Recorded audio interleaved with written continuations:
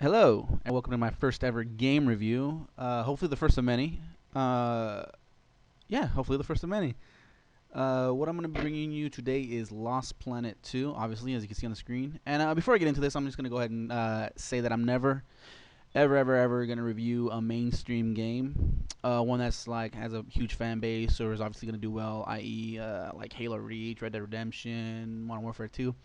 I'm not gonna review those games. I'm not gonna post videos of them. I'm gonna play them, but not gonna review them and post them up on YouTube. Reason being is that everybody knows about those multi-million-dollar games, and for me, there's really no point in me giving them any more promotion than they already have. They're obviously gonna be great games, so yeah, no point in me doing it. What I'm gonna do instead is just review obscure games or older games that really didn't get the credit that they deserve uh, when they came out.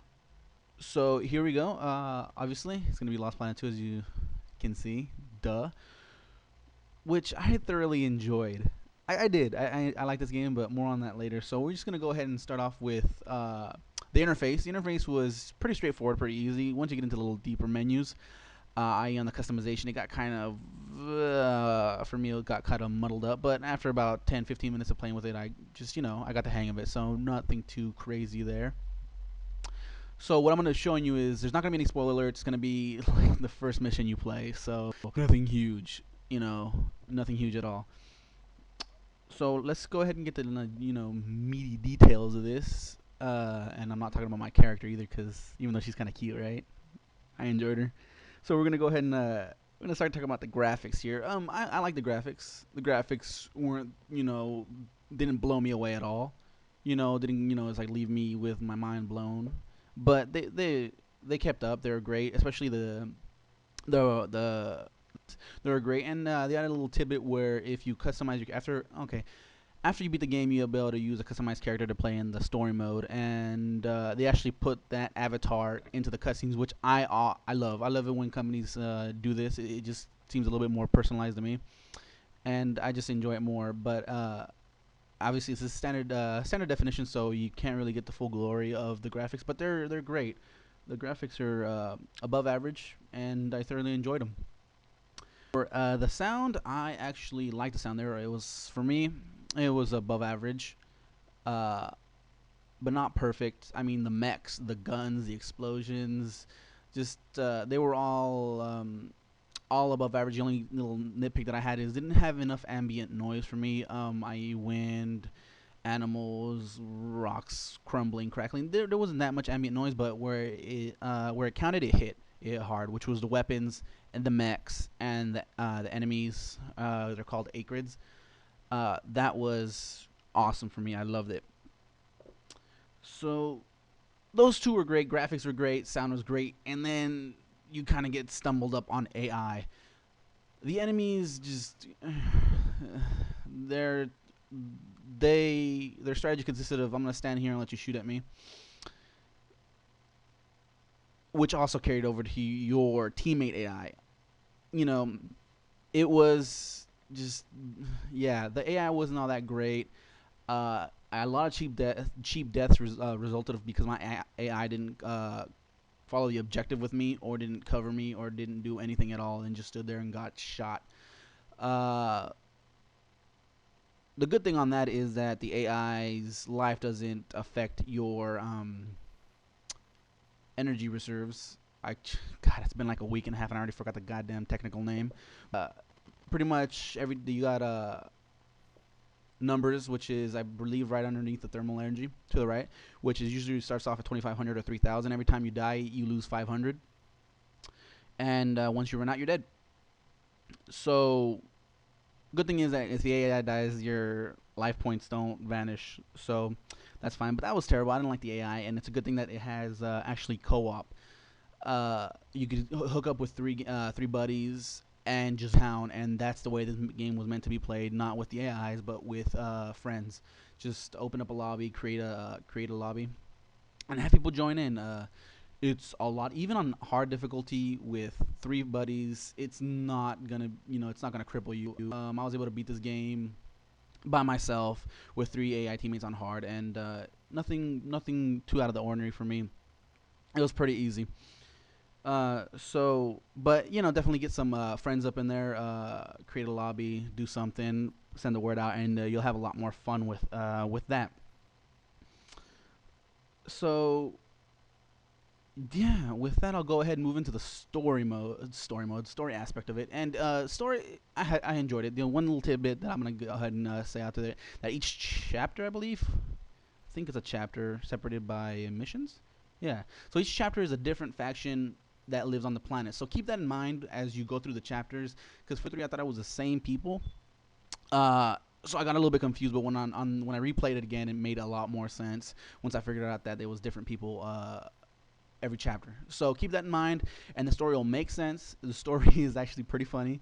At times when it needs to be, it's serious when it needs to be. It's actually not the greatest story. It's not gonna tug at your heartstrings. It's not gonna give a big old twist at the end, but it serves its purpose, which is to get you from point A to point B. Use those guns, use those mechs, fight those acrids, and it's a solid story. Like I said before, the replay value is huge.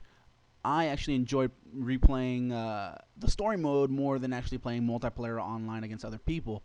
You get you get rewarded for playing through the missions by having cash to be able to spend in slot machines, which you'll unlock weapons, character customization parts, call signs, call tags, emoticons, which where you do a little cheer or whatever based on what you push.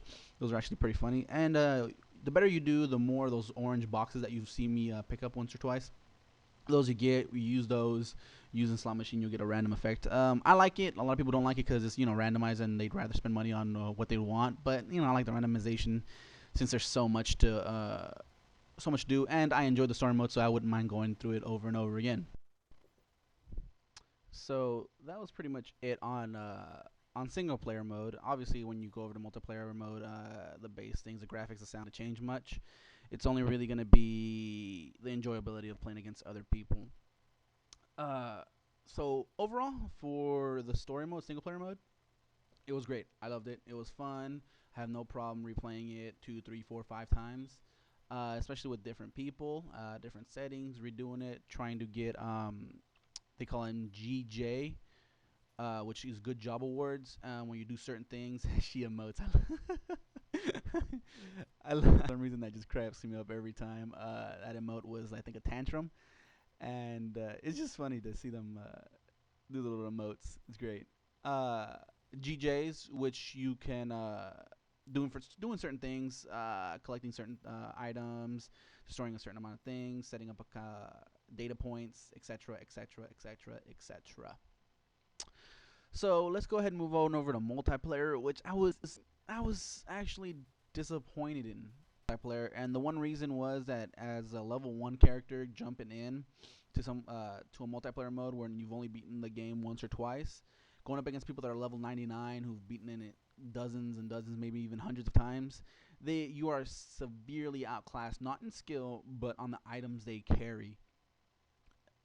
So that was really just, for me, it was really a turnoff because you're clearly outclassed by other players that played it longer, and it made it really unbalanced. But otherwise, it was fun. It took a little bit, for me, a little bit too long to get into a match sometimes. I'm not sure if I had to wait for the host to start it or what that was about, but for a lot of times I was waiting a little bit longer than I thought was necessary. I'm talking about 5-10 minutes or so. But once you got into the match, it was actually pretty fun. There's a lot of different varieties that you could do, and a lot of different things that you could do. You could set up your own match, your own lobby, and do what you will. Or you could just join a random one, and you can still have fun. I mean, most of the things are pretty straightforward, and you just have fun watching people get blown up with a rocket launcher across the map. And it's just, sometimes it gets a little bit ridiculous, but in a good way. You'll laugh, you'll have a good time, and overall, I think that's what a game should be. And I know everybody likes to give games a score, letter grade, or whatever, so I'm gonna go ahead and do that for you guys. I'm gonna go ahead and rate this a solid 8 out of 10.